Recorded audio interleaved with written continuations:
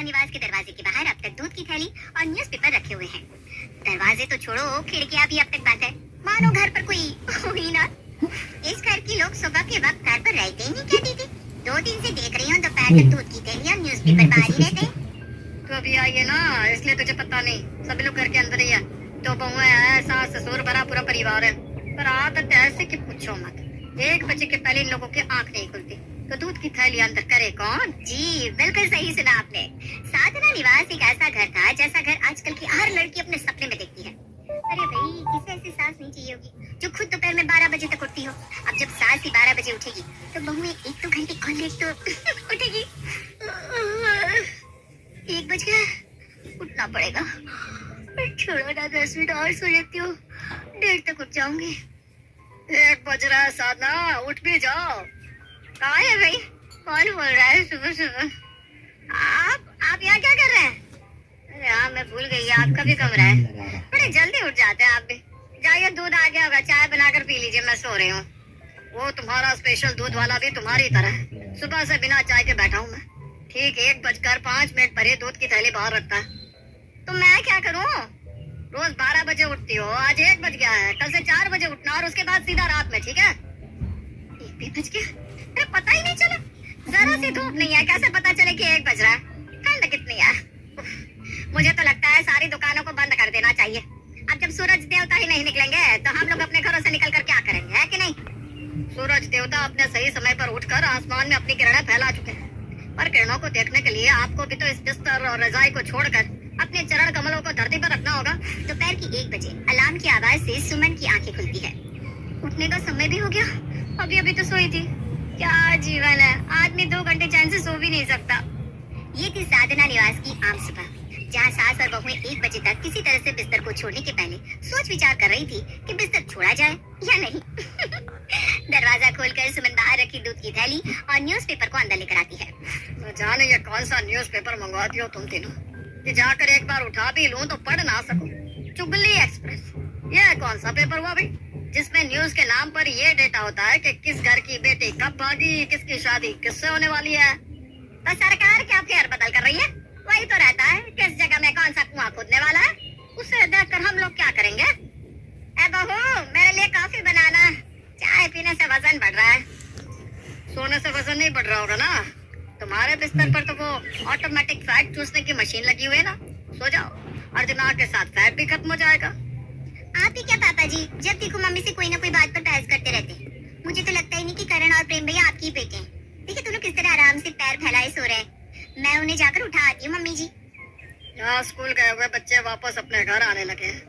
कुछ लोग तो दोपहर की नींद भी लेने जा रहे होंगे। और अभी हमारे घर के सुपुत्र साधना पुत्र श्री श्री 108 करण और प्रेम 14 घंटे की नींद लेकर उठेंगे। मेरा मतलब है कि उन्हें उठाया जाएगा।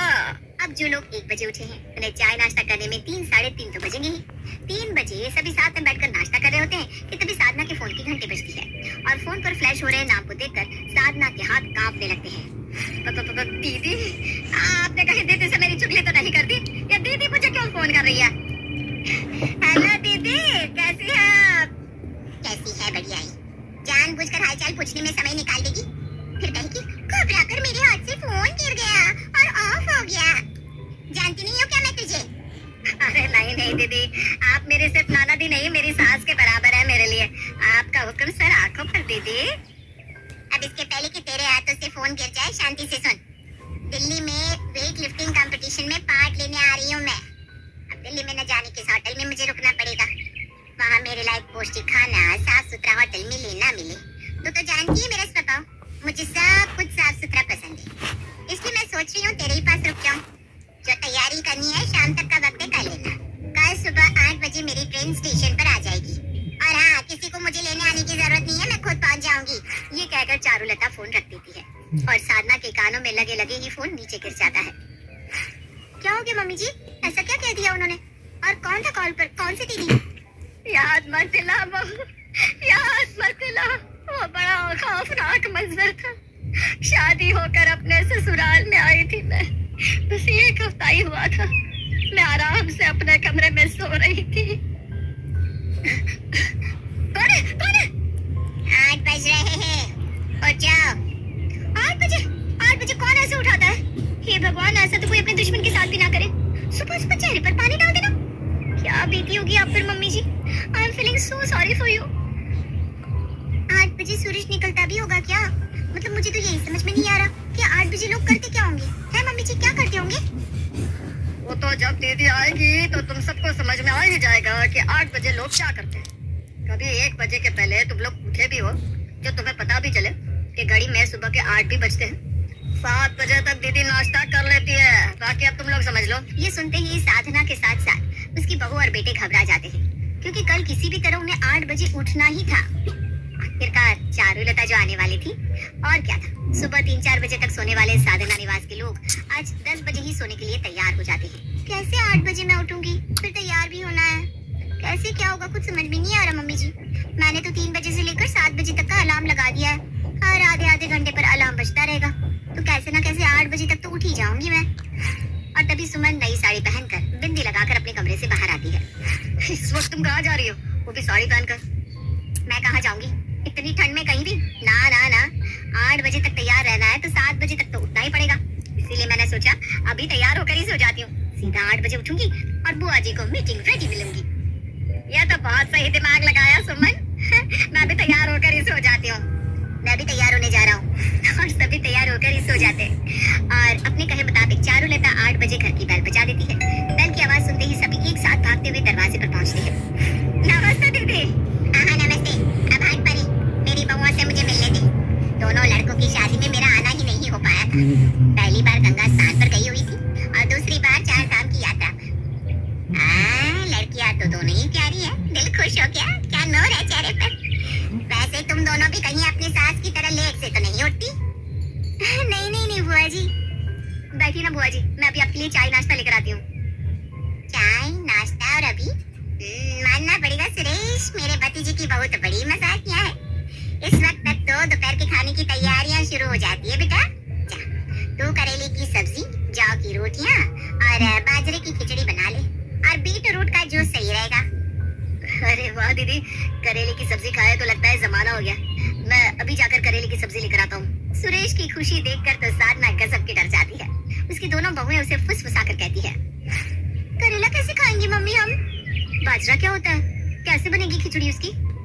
अब जिन लोगों को ये भी नहीं पता कि बाजरा होता क्या है, वो कैसे बनाएंगे बाजरे की खिचड़ी। पर किसी तरह सुमन और शालू किचन में जाकर खाना बनाने की कोशिश करने लग जाती है। ये लाल लाल टमाटर जैसा क्या है दीदी?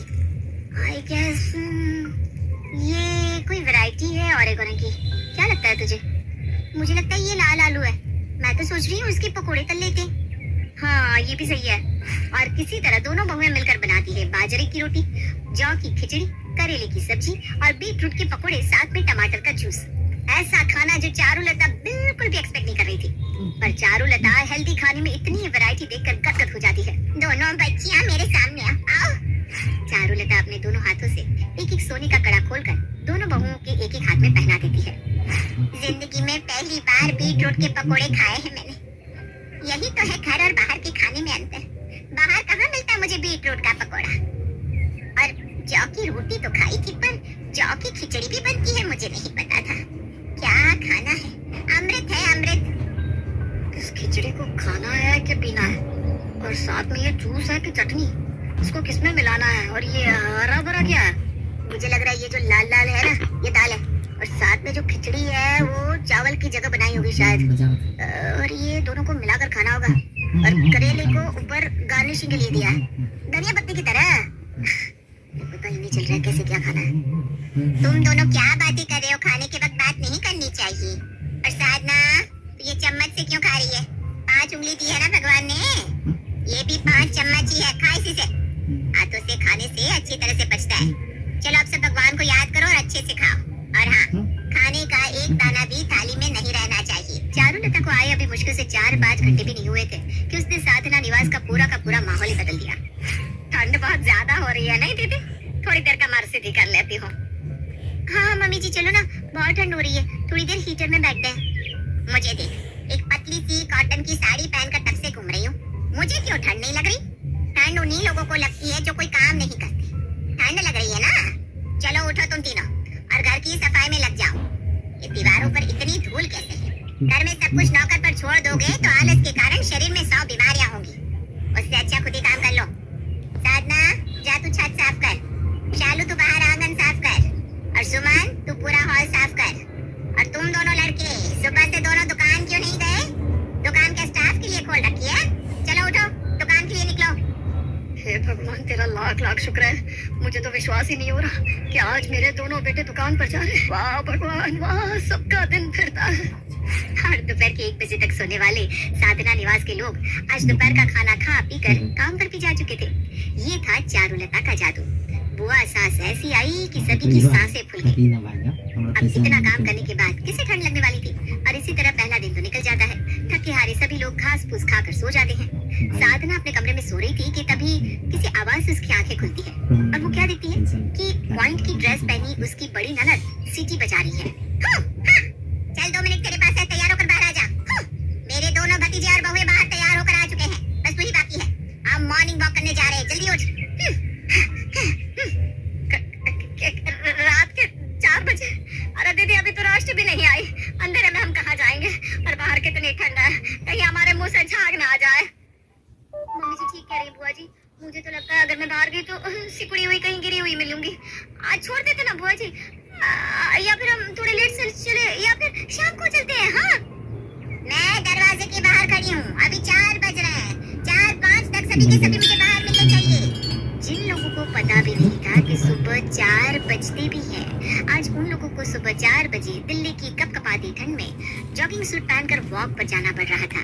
साधना के साथ उसके दोनों बेटे, बहुएं, पति सभी चारुलता के साथ वॉक पर निकल जाते हैं और 2 घंटे की लंबी एक्सरसाइज के बाद सभी घर वापस लौटते हैं। शरीर में अब वो जज्बा नहीं रहा दीदी, वरना पहले तो एक गांव से दूसरे गांव पैदल चला जाता था, और अभी 8-10 किलोमीटर में ही थकावट सी हो गई। अभी मिट जाएगी थकावट। जाओ सभी नहा धोकर तैयार हो जाओ, नाश्ते का समय हो गया है। मैं आज तुम लोगों के लिए स्पेशल नाश्ता बनाती हूँ। जाओ रेडी होकर आ जाओ। 2 घंटे की लंबी मॉर्निंग वॉक एक्सरसाइज के बाद घर आकर कोई सोफे पर तो कोई बिस्तर पर बेहोश पड़ा था। और उसके बाद चारुलता उन्हें कहती है कि जाकर तैयार होकर आओ। कैसे संभव था, पर किसी के पास कोई दूसरा चारा भी नहीं था।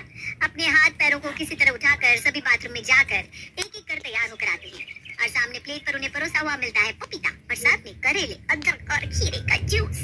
ये क्या हुआ? एक तो ऐसा खाना और वो भी इतना कम। ये एक्स्ट्रा तेल मसाला भुना हुआ खाना खाने के कारण तुम सभी के शरीर की ये हालत हो गई है। पपीते को खाओ, इससे शरीर में ताजगी महसूस होगी। और ये जूस बस 1 गिलास पी लो। ऐसी तरंग आएगी कि तू खुद बोलेगा कि बुआ वॉक पर चले। करण और चारुलता बात कर ही रहे थे कि प्रेम टीवी ऑन करता है। ये खाने के वक्त टीवी किसने चालू कर दिया? जा सुरेश, टीवी बंद कर। क्या खाने के वक्त तुम लोग टीवी देखते हो?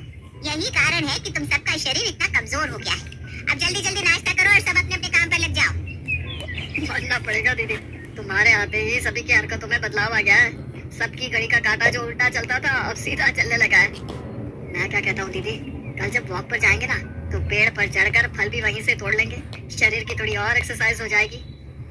दीदी को एक बार जाने दीजिए, फिर बताती हूँ आपको। अब जो सुबह 4 बजे उठा हो वो थक हार कर 8 बजे तो सो ही जाएगा ना। साधना निवास में जहाँ लोग रात को 1 बजे डिनर करके सुबह 3-3:30 बजे तक सोते थे, वहाँ आज सभी खा पी कर 8 बजे खुद ही अपने कमरों में सोने चले गए। टाइम पर सोने के कारण सभी की आंखें खुद ब खुद 4 बजे तक खुल जाती है और सभी रेडी होकर हॉल में आते हैं। ये दीदी कहाँ गई, दिख नहीं रही? लगता है आज दीदी को उठने में देरी हो गई। नहीं मम्मी, मैं तो अभी बुआ के कमरे से ही आ रहा हूँ। बुआ तो कमरे में नहीं है, लगता है आज वो हमारे बिना ही वॉक पर चली गई।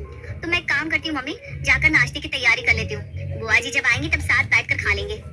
सभी आधे घंटे घर पर ही एक्सरसाइज कर लेते हैं और नहा धोकर नाश्ते की तैयारी में लग जाती हैं।